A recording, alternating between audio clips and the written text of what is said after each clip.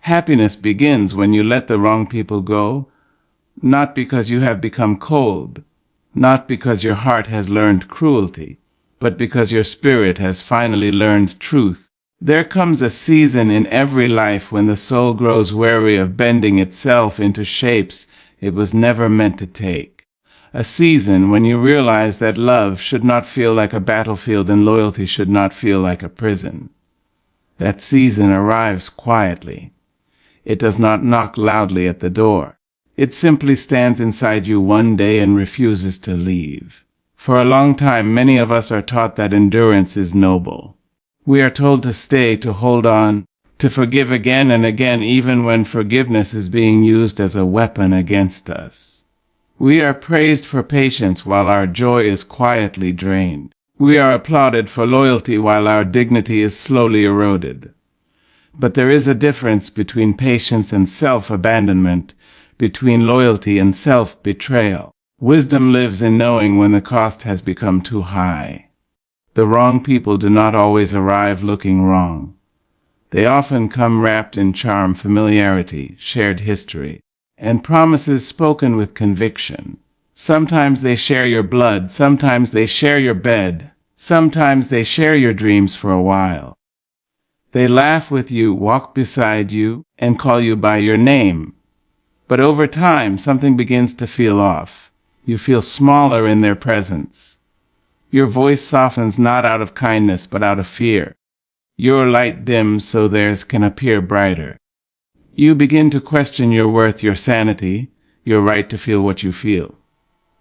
The wrong people teach you to doubt yourself. They make you feel guilty for needing rest, for needing respect, for needing honesty. They tell you that you are too sensitive when you are simply aware. They call you difficult when you are simply asking for fairness. They benefit from your silence, from your generosity, from your willingness to give more than you receive. And for a long time, you may believe that love requires this sacrifice. You may believe that this is what connection looks like. But happiness does not grow in soil watered by constant pain. Joy does not bloom where disrespect is planted daily. Peace cannot survive in rooms where your truth is not welcome. At some point, your spirit begins to protest. It sends signals through exhaustion, through sadness that appears without a clear cause, through a heaviness that settles in your chest. These are not weaknesses. These are messages. They are your inner voice asking you to pay attention. Letting the wrong people go is not an act of anger. It is an act of clarity. It is the moment you decide that your life is sacred and your energy is precious. It is the understanding that you are not required to carry anyone who refuses to walk beside you with integrity. You are not obligated to set yourself on fire to keep someone else warm. You are allowed to choose peace, even if that choice disappoints others. There is grief in this process. Do not let anyone tell you otherwise. You grieve not only the person, but the idea of who you hoped they would be. You grieve the conversations you never had, the apologies that never came, the future you imagined together.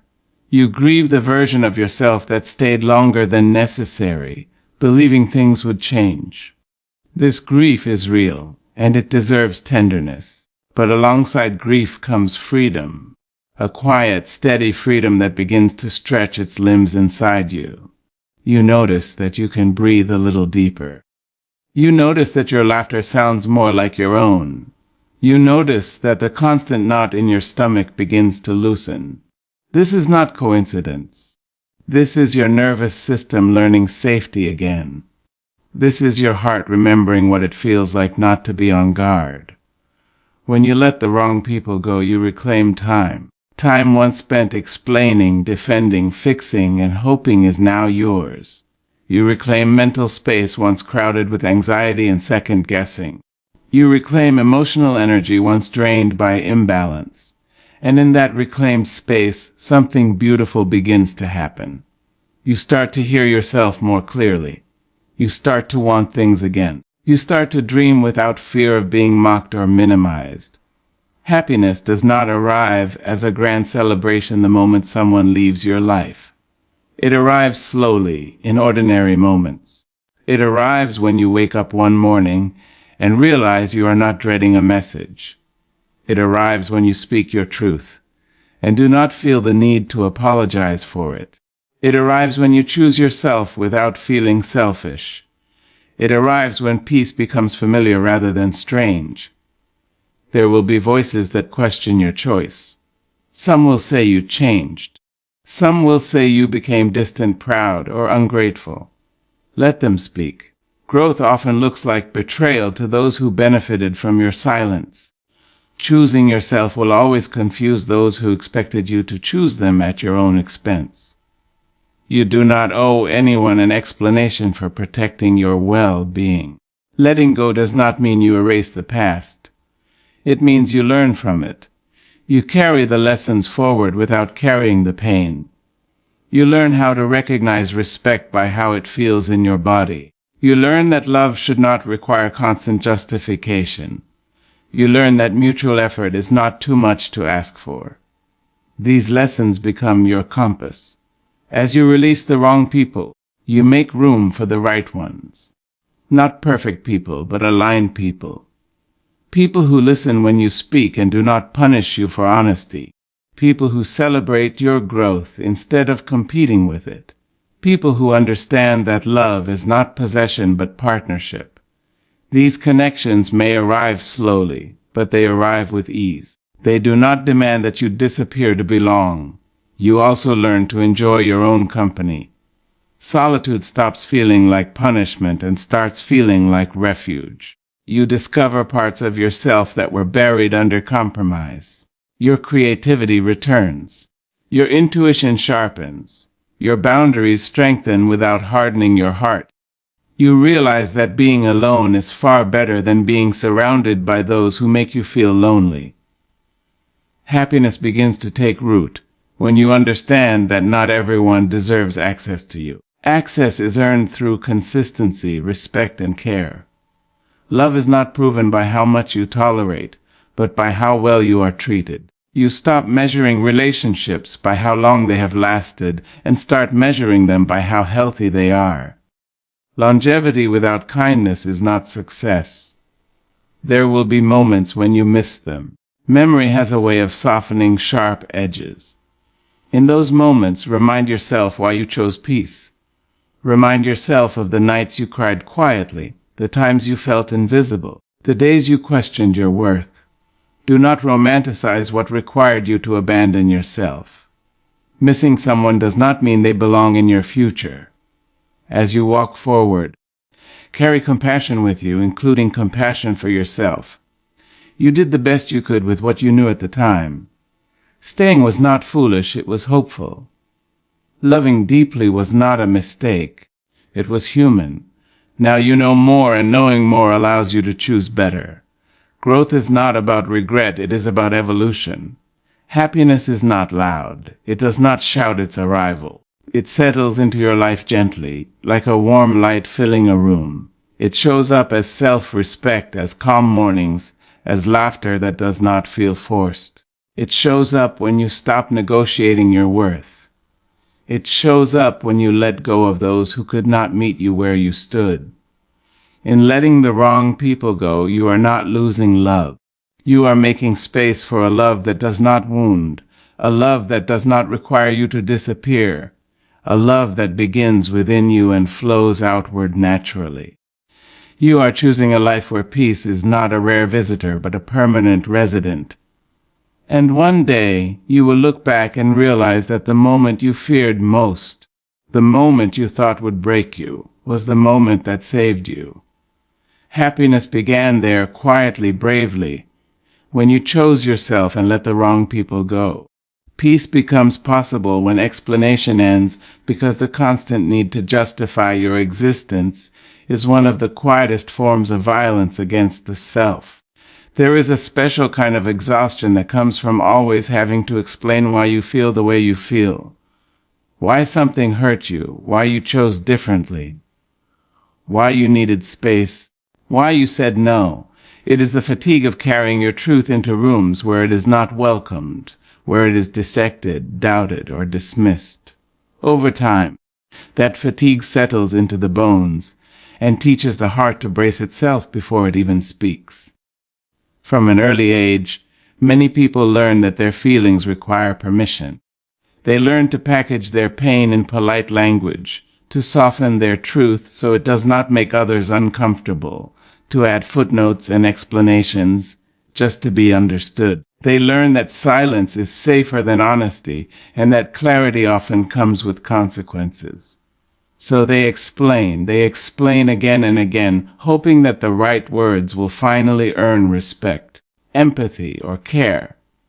But explanation becomes a trap when it is demanded by those who have already decided not to understand. No amount of clarity can reach a closed heart.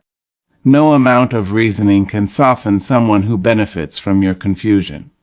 When explanation turns into a performance, when you are constantly defending your needs as if they are crimes, peace slips further and further away. Your life becomes a courtroom, and you are always on trial. Peace does not grow in spaces where you must plead for basic consideration. It does not thrive where your boundaries are treated like negotiations, and your feelings are treated like inconveniences. Each explanation you offer in such spaces costs you a little more energy, a little more confidence, a little more faith in your own voice. Slowly, you begin to ask yourself if you are asking for too much when all you wanted was respect. There is a moment of awakening when you realize that the people who truly care do not require constant explanations. They may ask questions, but they do not interrogate your pain. They may not always agree, but they listen without trying to erase your experience. With them, understanding flows naturally, without strain, without fear. This contrast becomes impossible to ignore. Ending explanations does not mean you stop communicating. It means you stop over-explaining yourself to those who have proven they will misuse your honesty. It means you recognize when dialogue has turned into debate, when sharing has turned into self-defense. It means you choose clarity over chaos and dignity over approval. This choice is not loud. It is often invisible to everyone but you. At first, ending explanations feels uncomfortable. You may feel guilty, as if you are being rude or distant. You may feel anxious, as if silence will be misunderstood. But silence, when chosen consciously, can be a sanctuary. It can be a boundary that speaks louder than words. In that silence, you begin to hear yourself again, without interruption, without distortion. Peace enters when you no longer feel the urge to convince others of your worth. When you stop narrating your pain to people who only listen for weaknesses. When you realize that your truth does not need a translator to be valid. You learn that not every misunderstanding requires correction, and not every accusation deserves a response. Some people are unsettled by your refusal to explain. They were comfortable when you were always available to justify, to soften, to accommodate. Your silence feels like rebellion to them. They may accuse you of changing, of becoming distant, of being difficult. But what they are really witnessing is your self-respect rising to the surface. Peace is born in the moment you accept that being misunderstood by the wrong people is safer than being drained by them. It grows when you understand that your energy is finite and your well-being is not a public resource. You begin to reserve your words for spaces where they are honored, where they are met with care rather than resistance. Without constant explanation, your body begins to relax. The tension in your shoulders eases. The knot in your stomach loosens. Your thoughts become clearer because they are no longer cluttered with rehearsed arguments and imagined defenses. You stop living in anticipation of confrontation and start living in alignment with yourself. Ending explanations also teaches discernment. You learn who deserves your vulnerability and who has only earned your distance. You become selective, not cold. You become intentional, not indifferent. Your words gain power because they are no longer scattered everywhere. They are rooted, deliberate, and true. Peace becomes possible because you are no longer splitting yourself into pieces to be accepted. You are no longer translating your soul into a language that diminishes it. You stand in your truth quietly, firmly, without asking permission. And in that stance, something sacred takes shape inside you. You begin to trust yourself more. You no longer second guess every decision or replay every conversation in your mind. You let your actions speak where words have failed.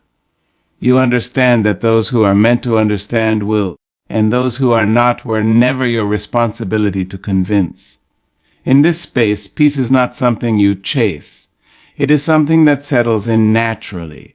It shows up in your choices, in your relationships, in the way you move through the world without apology. It becomes a steady presence rather than a fleeting moment. When explanation ends, you reclaim authorship over your life. You stop editing yourself for hostile audiences. You stop shrinking your truth to fit small minds. You stop negotiating with people who only understand control. What remains is a quiet strength, a grounded confidence, a deep breath you didn't realize you had been holding.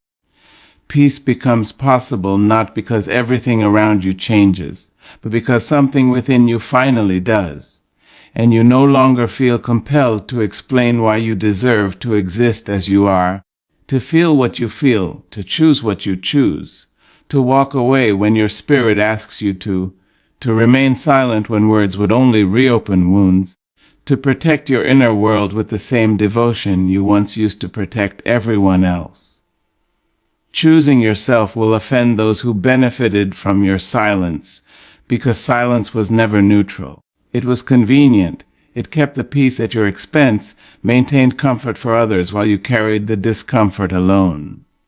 For a long time, your quiet endurance made life easier for people who did not want to be challenged, questioned, or held accountable.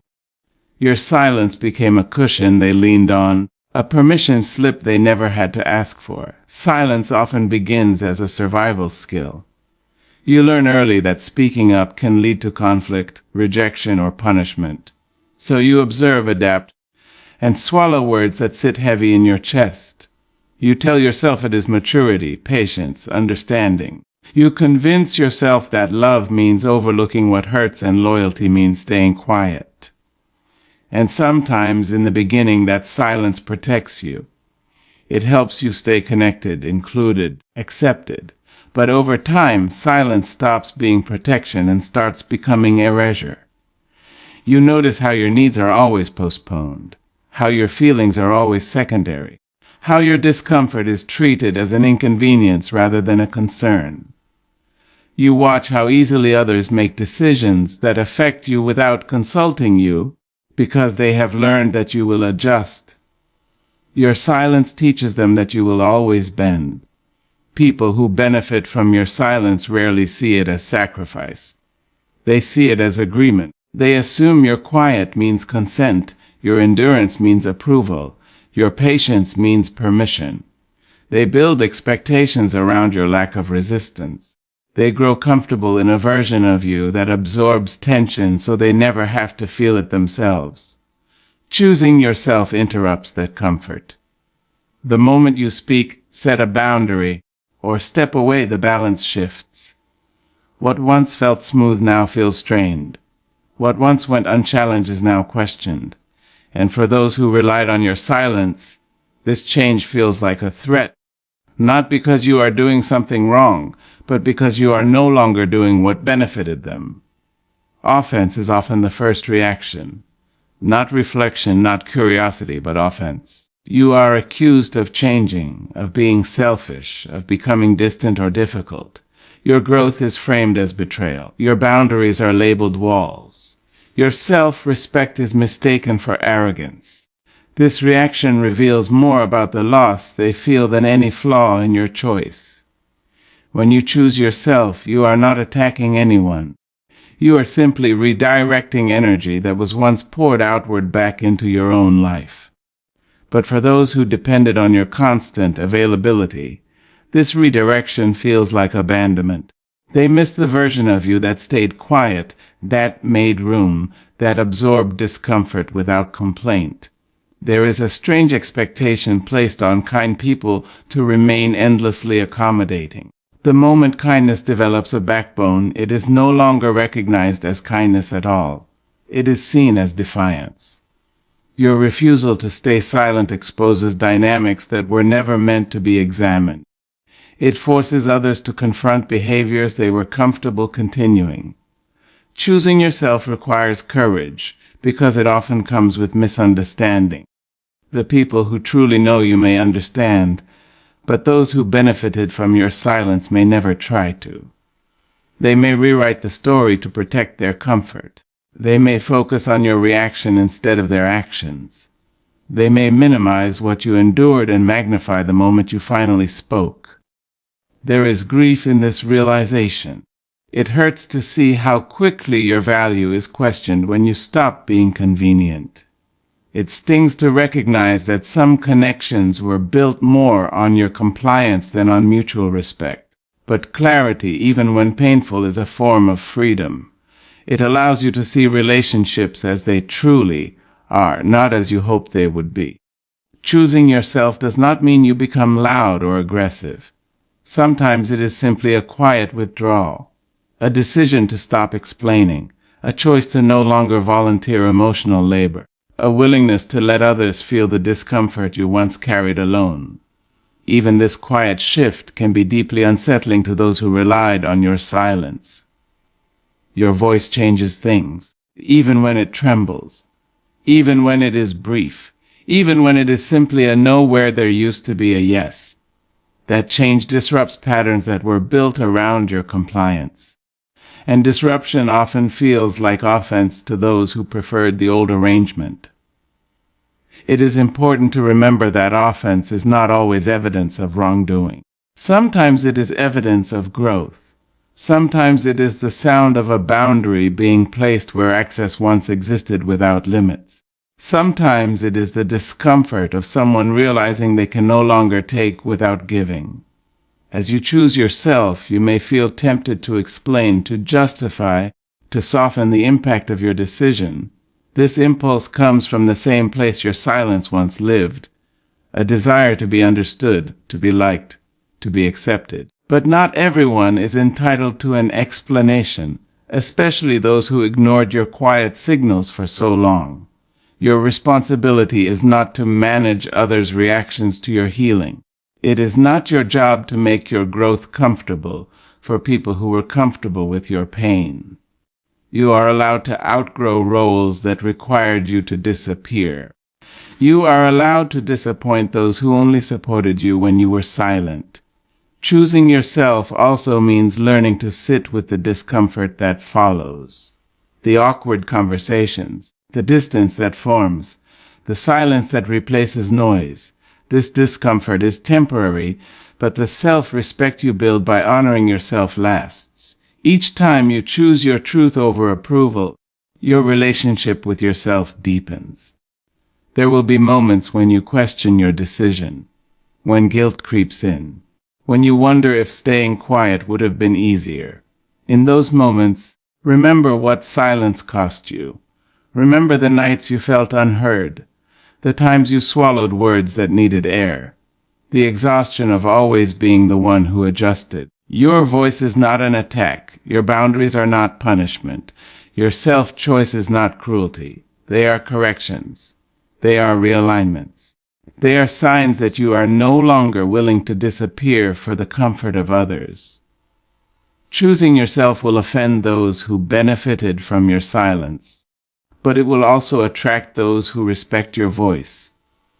It will create space for relationships built on honesty rather than avoidance. It will teach you that peace does not come from keeping quiet, but from being true. As your silence breaks, you begin to feel lighter, not because life becomes easier, but because you are no longer carrying what was never yours to hold. You stand in your truth without shouting, without pleading, without retreating, and even when the room grows uncomfortable, you remain grounded in the knowledge that choosing yourself was never an act of harm. It was an act of survival, of dignity, of finally allowing your life to include you. Freedom begins the moment you stop negotiating your worth, because worth was never meant to be debated, discounted, or adjusted to fit someone else's comfort. Yet many people spend years at the bargaining table of life, offering pieces of themselves in exchange for acceptance, love, or belonging. They lower their standards, silence their needs, soften their boundaries, and call it compromise, not realizing they are slowly teaching others that their value is flexible, optional, and open to discussion. Negotiating your worth often starts quietly. It begins with small concessions that feel harmless at first. You stay silent when something hurts because you do not want conflict. You accept less effort because you tell yourself people are busy. You tolerate disrespect because you remember the good moments. You explain away neglect by blaming circumstances. Each time, you convince yourself that love requires patience, that understanding means endurance, that asking for more would make you ungrateful. And with each decision, your worth is placed back on the table. Over time, this negotiation becomes a habit. You begin to measure your value by how useful you are to others, how much you give, how little you ask for in return. You start believing that being chosen depends on being agreeable, flexible, and endlessly forgiving. Your needs feel like inconveniences. Your boundaries feel like threats. Your desires feel excessive. You learn to shrink not because you want to, but because it seems safer than being rejected. But there is a hidden cost to this way of living. Every time you negotiate your worth, you disconnect a little more from yourself. You stop trusting your instincts because they make others uncomfortable. You stop honoring your emotions because they complicate things. You stop listening to your inner voice because it asks for things you are afraid to demand. Eventually, you may find yourself surrounded by people and still feel deeply unseen. Freedom does not exist in this space. Freedom cannot breathe where self-worth is conditional. It cannot survive where love is earned through self-erasure. True freedom begins when you realize that your value does not increase when someone approves of you and does not decrease when someone walks away.